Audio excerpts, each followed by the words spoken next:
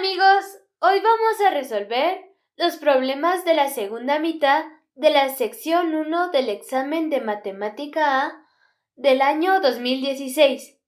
El primer problema de hoy es esto. Tenemos pelotas de 2 colores, 5 pelotas blancas y 3 rojas, y las pondremos en una fila. Ahora las pelotas rojas no pueden estar posicionadas juntas. ¿Cómo podemos resolver este problema? Pues pensemos en la siguiente manera. Primero, ubicamos 5 pelotas blancas en una fila. Y como se muestran en la pantalla, hay 6 lugares en donde podemos dejar las pelotas rojas. Y el número de pelotas rojas que colocamos es 3. Entonces, la combinación de 6 en 3 es igual a el factorial de 6 partido el factorial de 3 por el factorial de 3 es igual a 20. Tenemos 20 combinaciones. Ahora, dicen que las pelotas deben estar juntas. Para calcular el número de combinaciones es mejor calcular cuántas combinaciones tenemos para colocar las pelotas blancas y rojas, ya que hay 8 pelotas, de las cuales 5 pelotas son blancas y 3 pelotas son rojas. Tenemos la combinación de 8 en 5 es igual a el factorial de 8 partido el factorial de 5 por el factorial de 3 es igual a 56. Entonces tenemos 56 combinaciones en total. El número de combinaciones en las cuales las pelotas rojas están continuas sería 56 menos 20 es igual a 36. Tenemos 36 combinaciones. El próximo problema se trata del sistema binario, como se muestra en la pantalla. Es un problema muy sencillo. Cada dígito se trata de exponente del número 2, porque se trata del sistema binario, empezando con el primer dígito, que es 2 elevado a 0, que es 1. De la misma manera, el valor del segundo dígito es 2, 4 para el tercer dígito, etc. Entonces, sumando el valor de cada dígito, podemos ver que este número en el sistema decimal es 165. Nuestro próximo problema se trata de la resta del logaritmo. Para este problema, necesitamos considerar estas dos propiedades del logaritmo. Logaritmo de base A de b elevado a c es igual a c por el logaritmo de base A de b. Logaritmo de base A de b menos el logaritmo de base A de c es igual al logaritmo de base A de b partido c.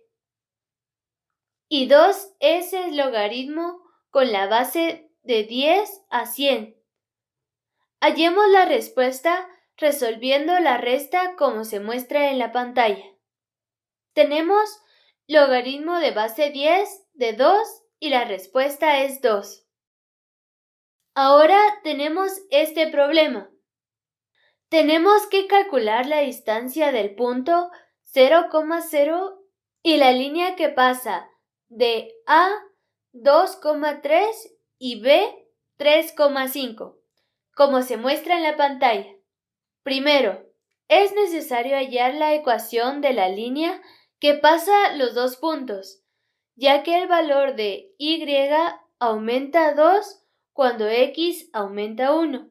La inclinación de la línea es 2 y como pasa por los dos puntos A y B, la función de la línea sería y es igual a 2x menos 1, que se puede expresar también como 2x menos y menos 1 es igual a 0. Entonces, tenemos la siguiente información. El punto O, x0, y0 es igual a 0,0. L es igual a ax más by más c es igual a 0, que es 2x menos y menos 1 es igual a 0. Y la fórmula para calcular la distancia mínima D entre el punto O y la línea L es como se muestra en la pantalla. Entonces hallemos la distancia D como se muestra en la pantalla. 1 partido a la raíz cuadrada de 5 es la distancia mínima. El último problema de hoy es el siguiente. Tenemos un triángulo, como se muestra en la pantalla, y es necesario calcular la longitud del lado CA. Para hallarla, utilicemos el teorema de cosenos. B al cuadrado es igual a al cuadrado más C al cuadrado menos 2AC por el coseno de A. De esta fórmula tenemos toda la información, menos C, como se muestra en la pantalla. Entonces,